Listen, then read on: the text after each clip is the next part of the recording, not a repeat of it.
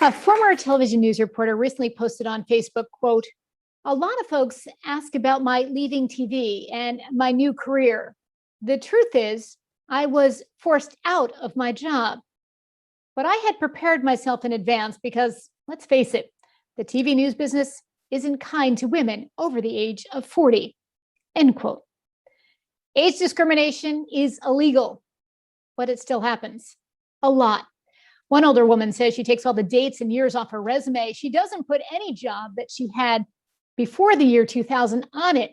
She says it doesn't matter that she's at the top of her field or that she brings decades of experience to a job. She and other older workers, they're having a tough time getting the interview, let alone landing the job. And when they have the job, they often have to fight to keep it.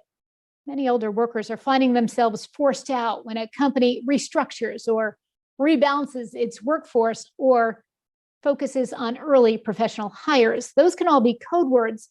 But whether it's age discrimination or something else, well, that's really hard to prove. And you've got to have proof. And you've got to have courage. Of course, it happens to men of a certain age as well. There's a former award-winning sports journalist in Los Angeles who sued his former newspaper company. He said his columns had been greatly reduced and increasingly scrutinized. He won his lawsuit in 2015. He had to wait a few years while the verdict was appealed. He won again. But it took time, it took preparation, and it took courage. We hear throughout our lives, if you work hard, you can be anything you want to be. If you work hard, you can get to the top. And that's true to a point. And I'm certainly not discouraging anyone from working hard, but there may come a time in your career that no matter how hard you work, no matter how productive you are or try to be, no matter how much of a team player you are, there's a concerted effort by the bosses to get you out. Hopefully it doesn't happen to you, but for some employees, it may happen even sooner than they might expect. I'm 52 years old, so when I think of the millennial generation, I actually think of our eldest daughter, Jamie. She's 23, but the millennial generation encompasses those who were born between the years 1981 and 1997. And that means the oldest members of the millennial generation, they're celebrating a very big birthday this year. They're turning 40. And I would venture to guess not many of them are thinking about age discrimination at work. They're probably thinking about what they're going to do this weekend or their careers, their families, their lives. Yet 40 years old, that is the age that you begin to be protected under the Federal Age Discrimination in Employment Act. There's good reason for that. The Equal Employment Opportunity Commission, the EEOC, found that in 2017, more than a third of the age discrimination complaints came from workers between the ages of 40 and 54. More than a third. Ageism is the last acceptable ism in the workforce, and it has to change. Listen to this. There is a former network TV reporter in Chicago who's sitting across from her boss, listening in disbelief to the words coming out of her boss's mouth. We are moving in a different direction. It starts to sink in. It doesn't matter how hard she's worked and that they're really happy with the job she's doing. It is her age that is going to derail her TV career a lot sooner than she ever expected. She starts thinking about all the time she was traveling, sometimes in a different city every day, sometimes so much travel that when she woke up, she wasn't sure what city she was in. She had worked so many holidays and was away from her family for those, on her way to the top and then to stay at the top.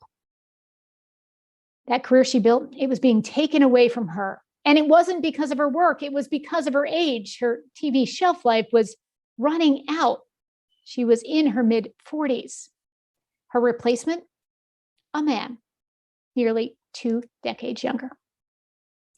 Then there's a network TV producer who demanded excellence from not just herself, but others around her. But her confidence was eroding. She was often told she was in positions that she was overqualified for. But here's the thing.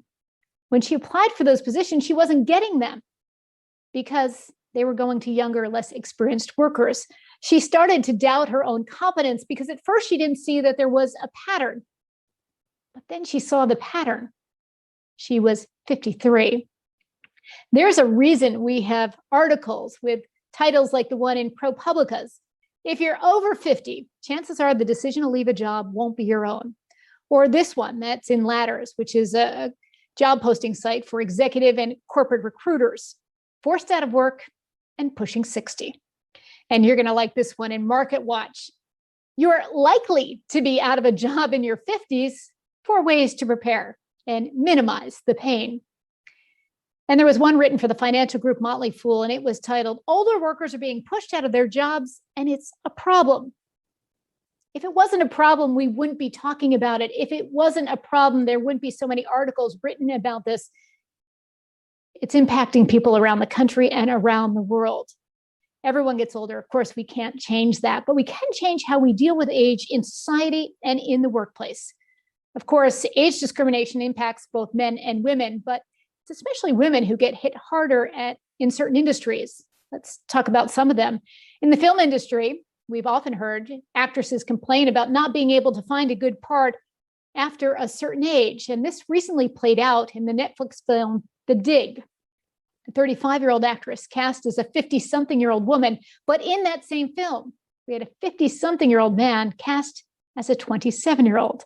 And while we're looking at these more visible examples, let's go back to TV news for a moment, because the ageism there has been on full display for decades. It is not uncommon to see an older man paired with a younger female anchor. That man is often old enough to be her father. That man is allowed to go gray. He's referred to as distinguished.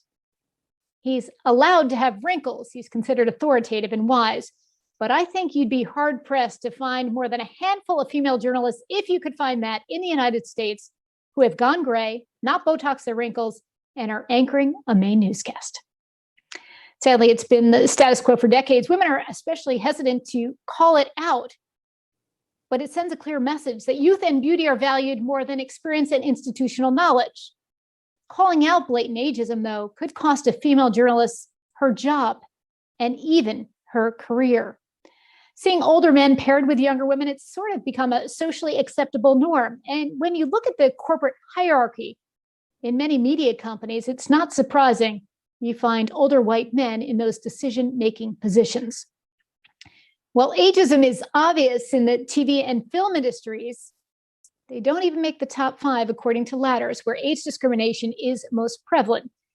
Earning the dubious top honor there is business and finance. Ladders writes about one of the world's biggest auditing firms settling a class action lawsuit, accusing it of favoring younger job applicants.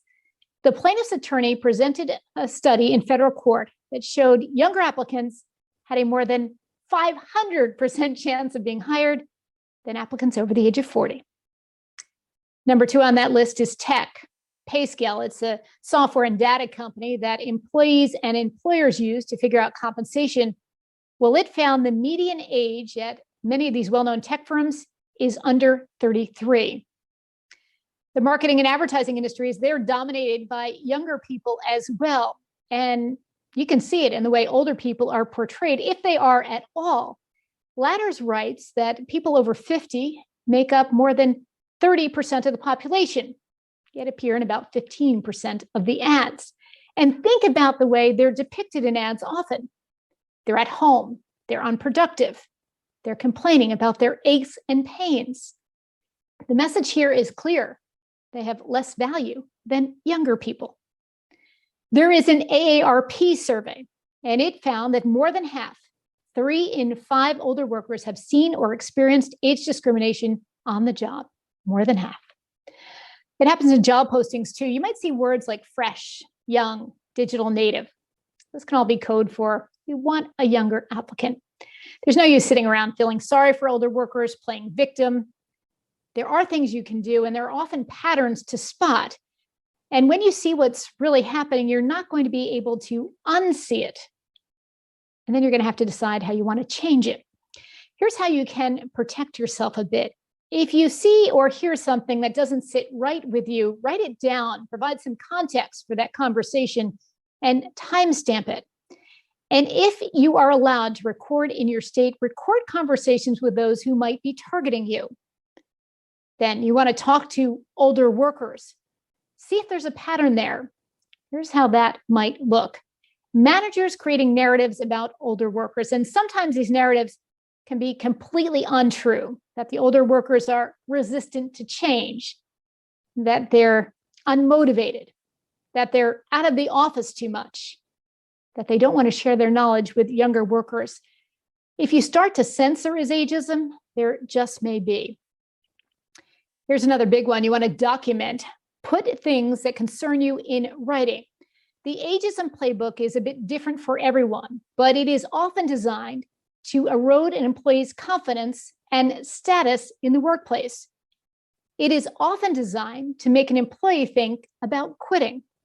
There is no cheaper way for a company to get rid of you. If you do decide to fight back, there's a good chance you may have signed an agreement that would force you into arbitration. That means you would have to go before an arbitrator and would not be able to battle your claims out in court. When you go before the arbitrator, if the outcome is favorable to the company might rehire that arbitrator again and again. If you choose not to fight back and you agree to sign a severance agreement, that severance agreement may prevent you from ever really saying what really happened to you. Age discrimination isn't going to end unless it gets called out over and over and over again. This may be the most important part. It is not going to change until corporate boardrooms become more diverse. If you look at the upper tiers of most companies, you will see a lot of white older men in these highest decision-making positions. And this is nothing against older white men. It just means we need more diversity at the highest levels. I'm not just talking about gender. I'm talking about race, religion, lived experiences. And until that changes, we can't expect much change when it comes to age discrimination. You can't stop it from happening, but you can protect yourself if it does. You're going to have a big decision to make, though, and it is this. Are you willing to lose your job and possibly your career to take a stand? And if you're not, who will be?